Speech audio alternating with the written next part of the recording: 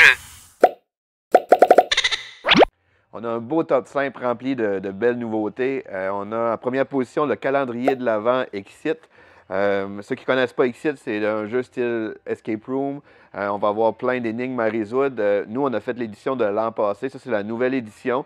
La façon dont ça fonctionne, c'est vraiment, il y a une petite case à ouvrir à chaque jour avec une petite énigme à résoudre à chaque jour.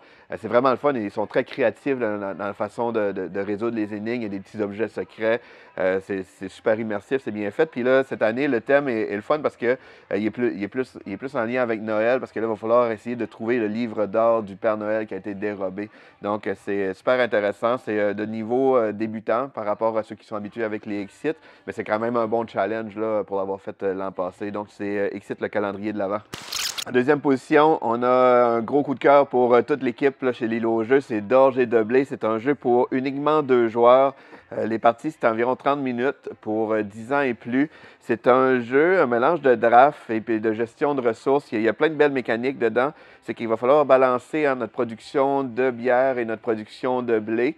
Et puis, pour faire ça, mais on va jouer des cartes. Puis, ce qui est le fun, c'est que à tour de rôle, on va choisir une carte qu'on va jouer, mais ensuite, on va échanger nos mains entre les joueurs. Fait qu'on sait qu'est-ce qu'on donne à l'autre joueur. Fait que des fois, c'est important la façon de jouer par rapport à ce qu'on donne versus ce qui est bon pour nous. Ça, il y a une ronde qui est comme ça. Puis l'autre ronde, au lieu de faire un échange, on peut faire des échanges avec un marché commun dans le fond. Fait que ça, c'est une mécanique vraiment le fun. Puis l'autre mécanique, le fun, c'est que si jamais on gagne des ressources qu'on n'a pas de place pour entreposer, on doit les proposer à notre adversaire. Fait que c'est une mécanique que j'aime beaucoup parce que le jeu fait en sorte qu'il nous fait comme si on aide notre adversaire, mais on essaie que ça n'arrive pas. Fait que c'est une belle façon d'optimiser. Donc, c'est vraiment un très bon jeu là, qui est D'Orge et de Blé, un jeu pour juste 2 joueurs.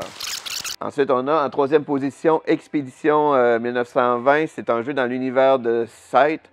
C'est un jeu pour 1 à 5 joueurs, 14 ans et plus, et les parties d'environ 60 minutes. C'est un jeu que, pour ceux qui connaissent Scythe, ça n'a aucun lien autre que le thème. C'est vraiment des mécaniques complètement différentes. C'est un jeu vraiment différent, mais le thème est pareil, c'est le même style graphique. C'est un jeu de gestion, d'optimisation, très le fun. On a beaucoup aimé aussi.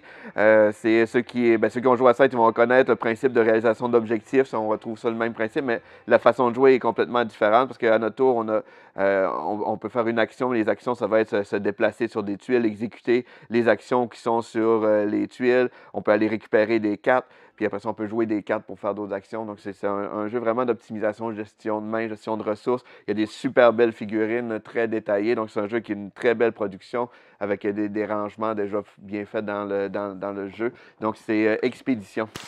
En quatrième position, nous avons Dixit, l'édition Disney. C'est un jeu pour 3 à 6 joueurs, 8 ans et plus. Il est parti d'environ 30 minutes.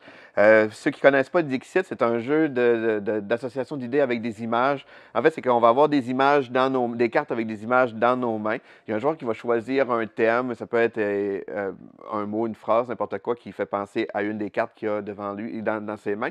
Il va la placer au centre, face cachée. Puis tous les autres joueurs vont faire la même chose. Ils vont choisir une carte qui a un lien avec le thème. On mélange les cartes et ensuite, tous les joueurs vont essayer de voter pour trouver la carte. Fait que, par exemple, si c'est moi qui avais dit le thème, tout le monde va essayer de voter pour trouver quelle carte que moi j'ai mis. La twist du jeu, c'est que si tout le monde le trouve, j'ai pas de points. Si personne ne le trouve, j'ai pas de points. Il faut qu'il y ait au moins une personne qui le trouve. Fait que moins qu'il y ait de personnes qui le trouvent, plus que j'ai de points. Donc, c'est une belle mécanique. Les cartes sont super belles. Ici, on retrouve le thème Disney. C'est vraiment bien. Les pions joueurs sont beaux aussi. Donc, c'est Dixit, l'édition Disney. En dernière position, et non la moindre, on a Doggerland, qui est un très gros coup de cœur, encore une fois, pour L'Île aux Jeux. C'est un jeu pour 1 à 4 joueurs. Les parties, c'est environ 30 minutes par joueur pour 14 ans et plus.